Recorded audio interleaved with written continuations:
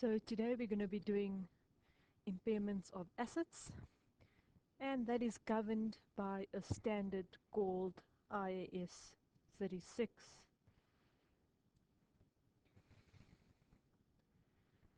This standard is going to be relevant no matter what asset we deal with in FAC 3702. The first asset that you've done already is PP&E with row. I'm sure that when you did PP&E with row, she explained to you that a first-time devaluation is pretty much just like an impairment. When we look at impairments, the concept is simple. There is something that happened to that asset that has resulted in having a lesser value than what we have it in our financial records. What does that exactly mean? What do we have that asset at in our books? And that would be at carrying amount.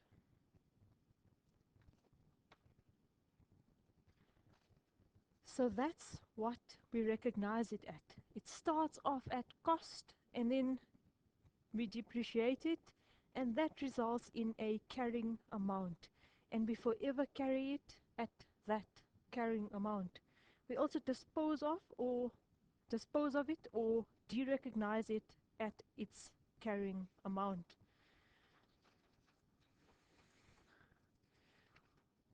When we determine an asset's value in terms of out there, what do we use? We use fair value, also referred to as market value in certain instances, and that is what we determine in terms of what the market value is, indicating that asset to be worth. When an asset, however, is impaired, the standard talks about a recoverable amount. So it's what we can recover on this asset.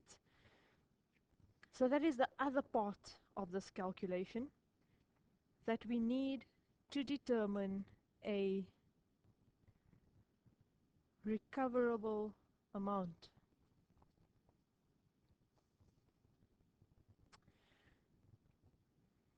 So we're going to put a carrying amount next to a recoverable amount, and that's the simplicity of it.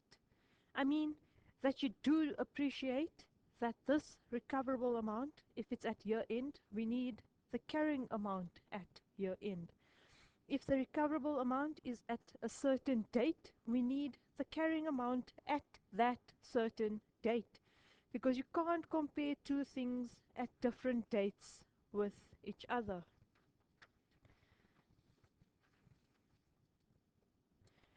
So if the carrying amount is greater than the recoverable amount, we do nothing. Happy? Or is that the problem? If the carrying amount is greater than the recoverable amount, is that indicative of an impairment having to happen? Definitely. So greater than the recoverable amount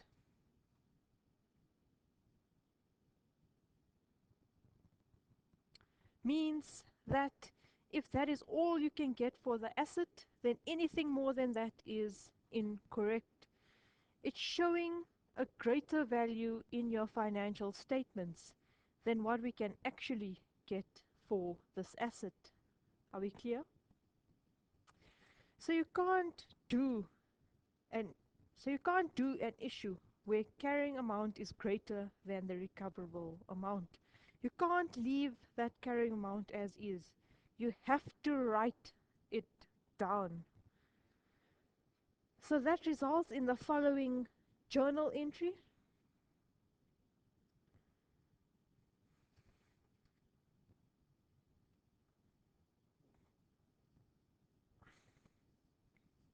Where do we take an impairment loss to, do you think?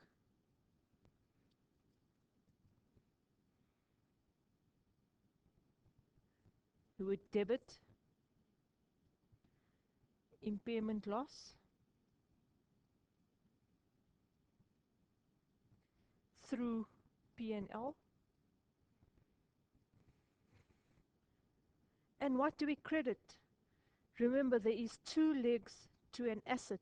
Do we credit the cost or the accumulated depreciation? Yes, we would credit the accumulated depreciation impairment losses.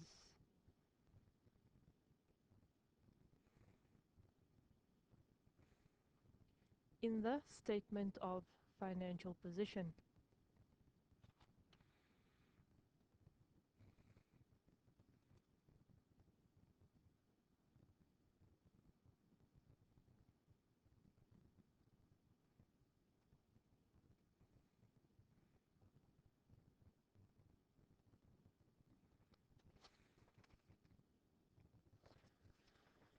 So, not a very difficult one.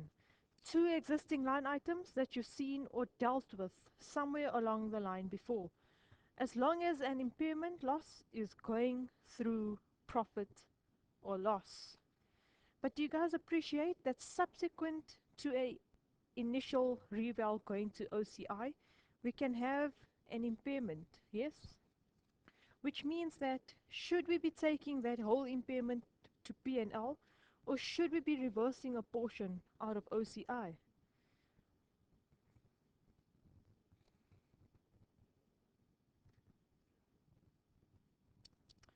Which means we could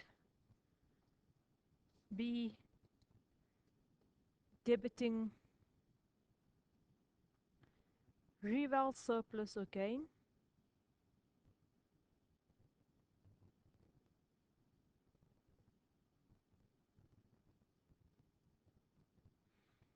through OCI.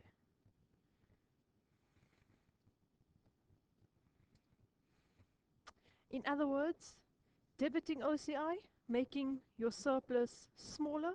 Now you can see that devals and impairments, they pretty much go hand in hand. First time impairment has to go to P&L. First time deval has to go to P&L. Subsequent impairment or subsequent deval to an original reval that went to OCI, we're going to see what we've got to take out of OCI first. So the easy part is when it's a first time impairment loss or when it's an impairment loss on an asset at cost, the reval gain, we have to go and calculate the amount that we are allowed to take out because it's not simply last time's reval. You're not allowed to do that.